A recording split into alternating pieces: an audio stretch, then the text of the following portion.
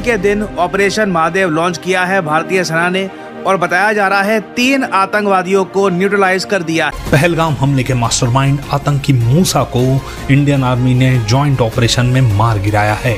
दोस्तों, देश की आवाज चैनल में आपका स्वागत है। दोस्तों, कल रात भारतीय सेना ने पाकिस्तान के 3 आतंकवादी जो पहलगाम अटैक में शामिल थे उनको ठोक दिया गया है, जिसमें से एक सुलेमान मूसा जो पाकिस्तानी आर्मी का आदमी जो टेररिस्ट बन के भारत में दहशत फैला रहा था उसको भी ठोक दिया गया है। ये देख के पाकिस्तानी मीडिया बौखला गई है, रो पड़ी है कि भारत ऑपरेशन महादेव के तहत हर एक हमारे दहशतवादियों को ठोक रहा है। तो आइए देखते हैं देश के आवाज चैनल में ये वीडियो को लाइक, शेयर और सब्सक्राइब कीजिए और आने वाले वीडियो के लिए नोटिफिकेशन बटन दबाना मत भूलिए। और आप तो वीडियो पूरी देखते हो लेकिन चैनल को सब्सक्राइब नहीं करते तो प्लीज़ चैनल को सब्सक्राइब कीजिए। जय हिंद, जय भारत, वंदे मातरम। हम लोग अब इस बात से बिल्कुल भी राजी नहीं हैं कि हमारे नागरिकों को भेड़ बकरियों की तरह काटे, और इसके लिए पाकिस्तान से अब ऐसी कीमत वसूली जाएगी जो उसके लिए नाकाबिले बर्दाश्त हो। इस बात पर पूरा का पूरा देश अब एक है। दूसरी बात, यह बात भी तय हो गई है इस देश में कि पाकिस्तान से किसी बातचीत की कोई जरूरत नहीं है। जब तक रवैया यह है कि आप बातचीत भी करें और साथ खंजर भी चलाएं, खून भी बहाएं, तब तक बातचीत का कोई मायना नहीं रह जाता। पाकिस्तान में लश्कर, जैश, हिजबुल ये सब भी चलता रहे और फिर मीठी मीठी बातें भी चलती रहें कि साहब आइए बातचीत कर लें, आइए दोस्ती निभाएं, आइए थोड़ा तमीज से बात। वैसे नहीं, सवाल ही पैदा नहीं है। देश के सभी वतन परस्तों को सेना की श्रीनगर में कामयाबी के लिए लाख लाख बधाई, लाख लाख शुभकामनाएं।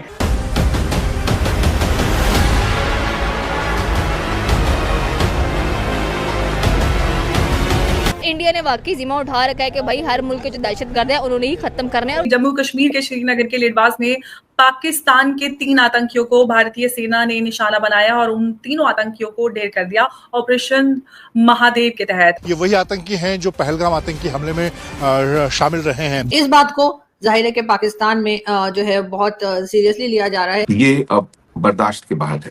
आखिर 22 अप्रैल के जो पहलगाम में जो आतंकी थे, जो हरामजादे थे, वो ऊपर पहुंचा दिए गए हैं। जो मास्टरमाइंड था पहलगाम आतंकवादी हमले का, वो बताया जा रहा है इस अटैक में मारा गया है। तो क्या ये बेहतर ना होता कि इन्वेस्टिगेशन होती प्रॉपर, दोनों कंट्रीज मिलकर उसके ऊपर इन्वेस्टिगेशन करती, या जो भी एक सिलसिला होता है उसके बाद कोई किसी किस्म का। पाकिस्तान के 3 आतंकियों को भारतीय सेना ने निशाना बनाया और उन तीनों आतंकियों को ढेर कर दिया ऑपरेशन महादेव के तहत। और ऑपरेशन सिंदूर का ही एक्सटेंडेड वर्जन बताया जा रहा है, क्योंकि जिस तरह से पहलगाम आतंकी हिंसा के बाद भारतीय सेना ने पाकिस्तान के अंदर आतंकी ठिकानों को निशाना बनाया और अब जो कश्मीर के अंदर छुपे पाकिस्तानी आतंकी थे जो पहलगाम हिंसा में शामिल थे, उन सभी आतंकियों को भारतीय सेना ने एक रणनीति बनाकर निशाना बनाया और तीनों आतंकियों को ढेर कर दिया गया है।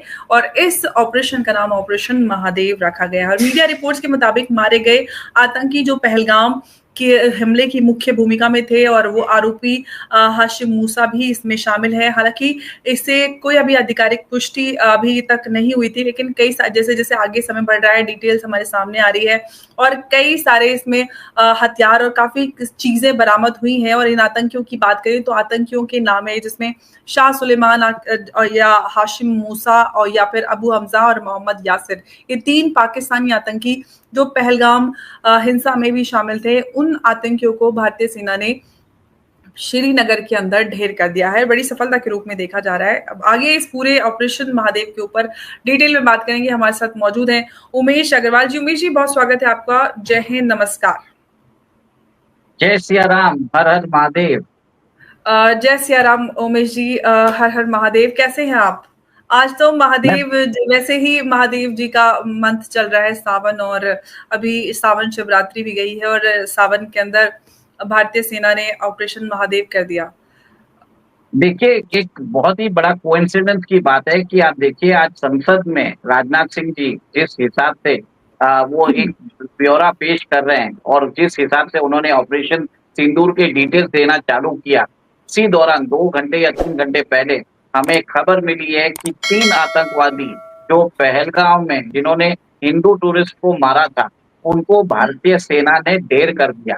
ये एक तरह से कोऑर्डिनेटेड ऑपरेशन था between the Indian army, the CRPF and Jammu and Kashmir police. इन तीनों ने मिल के एक एरिया को कॉर्डन किया।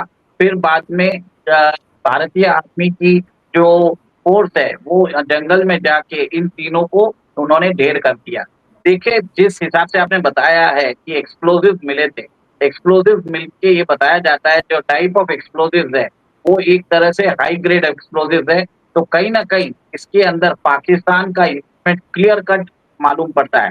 पर आज जिस हिसाब से आपने देखा है कि 100 दिन के अंदर हमने इनको ढेर कर दिया और भारत की जो फोर्सेस है उन्होंने जो बदला लेना है एक तरह से आंशिक बदला ले लिया है, क्योंकि इनके जो 2 मास्टरमाइंड है जो है मौलाना मसूद अजहर और हाफिज सईद, ये दोनों अभी भी जिंदा है और पर इनके ऊपर भी कार्रवाई होनी चाहिए।